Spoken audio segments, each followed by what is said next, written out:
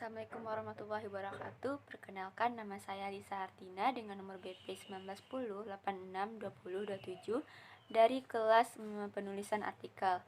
Nah, pada kesempatan kali ini saya dari kelompok 8 akan memaparkan materi mengenai paragraf 2 yang terdiri dari yang pertama itu kalimat efektif, yang kedua transisi, dan yang ketiga diksi atau pilihan kata.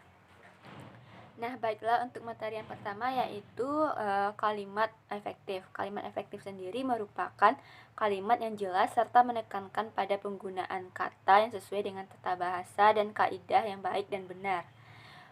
Menurut Nasuca tahun 2010 berpendapat bahwa kalimat efektif dikatakan efektif apabila berhasil menyampaikan pesan, gagasan, perasaan maupun pemberitahuan sesuai dengan maksud si pembicara atau si penulis.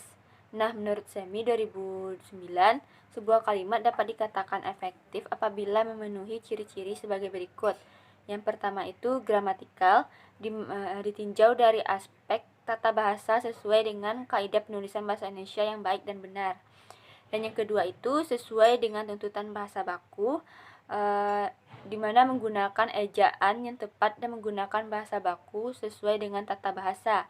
Nah, yang ketiga itu jelas, yang mana kalimat tersebut disusun dengan sedemikian rupa sehingga mudah dipahami. Yang keempat itu ringkas dan lugas serta tidak terbelit-belit.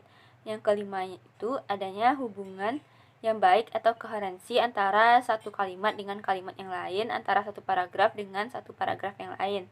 Nah, yang keenam, kalimat harus hidup atau bervariasi dalam hal pilihan kata, urutan kata dalam kalimat, bentuk kalimat, gaya bahasa, perumpamaan dan perbandingan, dan panjang pendeknya kalimat. Yang ketujuh itu tidak ada unsur yang tidak berfungsi dalam paragraf atau dalam kalimat.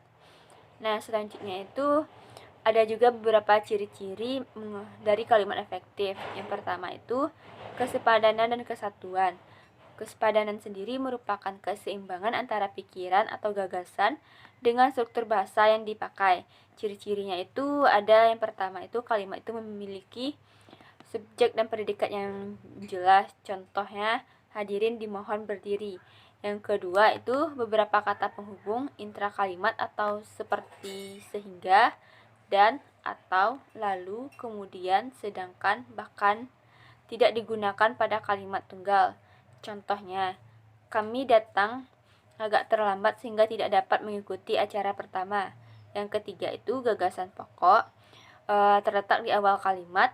Contoh, ia ditembak mati ketika masih dalam bertugas. Yang keempat itu penggabungan yang menyatakan waktu dan sebab. Contoh, ketika banjir besar melanda desa, penduduk melarikan diri ke tempat yang lebih tinggi. Yang kelima itu penggabungan kata yang dan kata dan. Contoh, masyarakat merasakan bahwa mutu pendidikan kita masih rendah dan perbaikannya adalah tugas utama perguruan. Nah, yang kedua yang menjadi ciri-ciri dari kalimat efektif adalah kesejajaran dan paralelisme. Keparalelan adalah kesamaan atau kesejajaran bentuk kata yang digunakan dalam kalimat.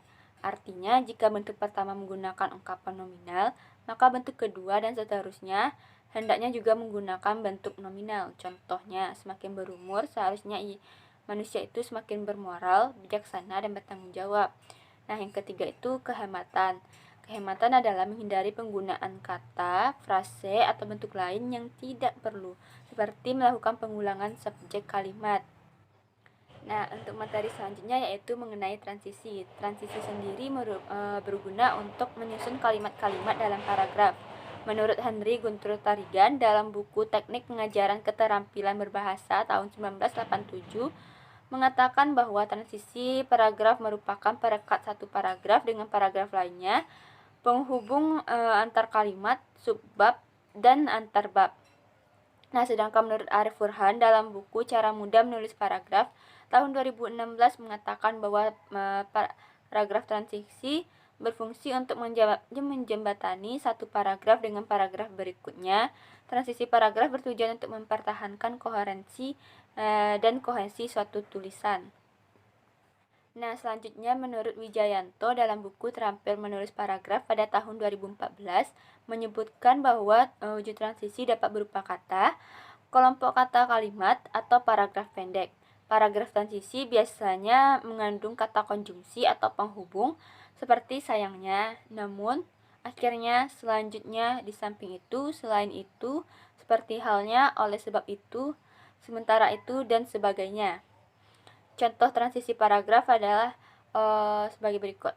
Benua Australia mengalami kebakaran hutan yang dahsyat pada bulan Juli hingga Maret 2021. Kebakaran terjadi dalam waktu lama karena api yang tidak terkendali akibat cuaca Australia yang panas dan kering. Kebakaran hutan tersebut menghanguskan lebih dari 46 juta hektar lahan. Akibatnya, sekitar 1,25 miliar hewan terpengaruh, baik mati karena terkena api, keracunan karbon dioksida, maupun rusaknya habitat. Kata akibat pada kalimat tadi merupakan transisi yang menghubungkan dua buah informasi pada paragraf. Informasi yang pertama adalah kebakaran hutan terjadi di Australia, sedangkan informasi kedua adalah matinya hewan akibat kebakaran hutan tersebut. Nah, untuk materi yang terakhir atau yang ketiga itu ada diksi atau pilihan kata. Diksi adalah pemilihan kata yang tepat untuk menyampaikan maksud yang diinginkan. Dengan begitu, lawan bicara akan lebih mudah mengerti atau memahami apa yang penulis ingin sampaikan. Pemilihan diksi dalam kepenulisan juga berpengaruh pada keefektifan kalimat. Sumarwati tahun 2015 menyebutkan bahwa pilihan kata menunjuk pada pengertian penggunaan suatu kata dari sejumlah besar kata yang dikuasai penulis. Pilihan kata yang terbaik adalah yang memenuhi syarat. Yang pertama itu tepat atau menggunakan gagasan secara cermat. Yang kedua itu benar, sesuai dengan kaidah kebahasaan. Dan ketiga, lazim pemakaiannya. Nah, tujuan diksi adalah untuk memperoleh keindahan guna menambah daya ekspresivitas. Sebuah kata tentunya akan lebih jelas jika pilihan kata yang digunakan tepat dan sesuai. Ketepatan pemilihan kata ini bertujuan agar tidak menimbulkan interpretasi yang berbeda antar penulis atau pembicara dengan pembaca atau pendengar, sedangkan kesesuaian kata bertujuan agar tidak merusak suasana. Oke, baiklah. Mungkin sekian saja materi dari saya. Mohon maaf apabila ada kesalahan maupun kekurangan dalam penulisan makalah saya. Terima kasih buat teman-teman sudah nonton.